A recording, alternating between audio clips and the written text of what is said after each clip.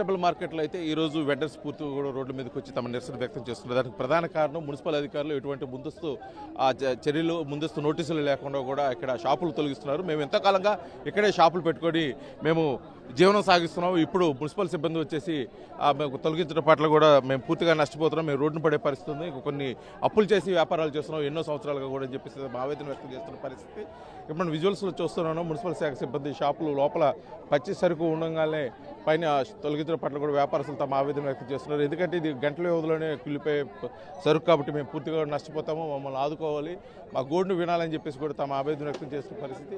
వాళ్ళు పూర్తిగా కూడా మున్సిపల్ అధికారులు అదేవిధంగా పోలీసు శాఖతో కూడా వాగ్వాదనలు తిరుగుతున్నారు. ఎందుకంటే మన విజువల్స్లో చూస్తున్నాము, పోలీసులు కూడా వచ్చి దగ్గర ఉండి వారైతే అక్కడ షాపు యజమానులు కూడా బయటకు తీసుకురావడం జరుగుతుంది. ఎందుకంటే ఏదైనా జరగని ప్రమాదం జరిగితే వాళ్ళకి గాయాలయ్యే అవకాశం ఉంది కాబట్టి ముందుగానే బయటికి రావాలి, సరుకు ఎక్కడికి వెళ్ళదు పూర్తిగా కూడా చెప్పేసి అంటున్నారు. ఇప్పుడు మనతో పాటు ఒంగోలు మున్సిపల్ శాఖ అసిస్టెంట్ కమిషనర్ ఉన్నారు, వారు మాట్లాడుతున్నారు. అసలు ఇక్కడ ఏం జరుగుతుంది సార్ చెప్పండి. ఇప్పటికిప్పుడు షాప్ యజమానులు రోడ్ల మీదకి వచ్చి తమ ఆవేదన వ్యక్తం చేస్తున్నారు. మున్సిపల్ శాఖ సిబ్బంది మమ్మల్ని రోడ్డు పాలు చేస్తున్నారు అన్నారు. ఇక్కడ ఏం జరుగుతుంది, మీకు ఎటువంటి ఆదేశాలు వచ్చాయి? నమస్కారం అండి. ఇక్కడ మేము వీరికి ఎలాంటి నష్టము చేయట్లేదు.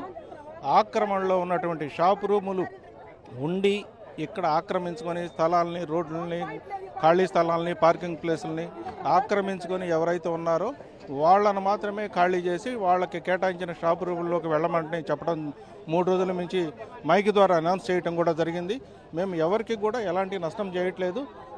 వారి షాపుల్లోకి వెళితే ఎవరైతే అనాథరైజ్డ్గా ఉన్నారో వారిని కూడా మనము ఎక్కడైనా కానీ ఆథరైజ్ చేయాలన్నా, షాప్ రూములు ఖాళీగా ఉన్నాయో ఎలాంటి పరిస్థితికి వారికి వసతి కల్పించాలనే దాన్ని కూడా దృష్టి కేంద్రీకరించి కావాల్సినటువంటి అన్ని వసతులు ఏర్పాటు చేయడానికి అవకాశం ఉంటుంది. అయితే వాళ్ళు మున్సిపల్ శాఖ సిబ్బంది మాకు రెంట్లు అధికంగా చెప్తున్నారు, గతంలో కట్టాల్సిన వాటిలో కూడా ఇంట్రెస్ట్ వేసి మేము సుమారు సంవత్సరానికి 11 లక్షలు కట్టాల్సిన పరిస్థితి వస్తుంది, మేము అంత కట్టుకోలేము చేసే వ్యాపారాల మీద కూడా చెప్పేసి వాళ్ళు ముఖ్యంగా అయితే వాళ్ళు ఆరోపిస్తున్న పరిస్థితి. దానిపై మీరేమంటారు?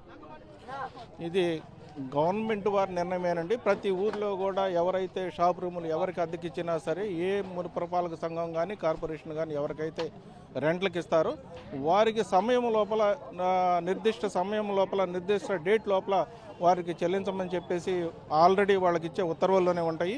వారు ఆ డేట్ లోపల కానీ చేయనట్లయితే వారికి పెనాల్టీ ఏదైతే ఇంట్రెస్ట్ ఉంటుందో అది అప్లికబుల్ ఆటోమేటిక్గా అయిపోతుంది. కాబట్టి దీని గురించి ఎలాంటి వారికి తెలిసి కూడా వారు మళ్ళీ ఈ విధంగా మాట్లాడుతూ ఉంటారు.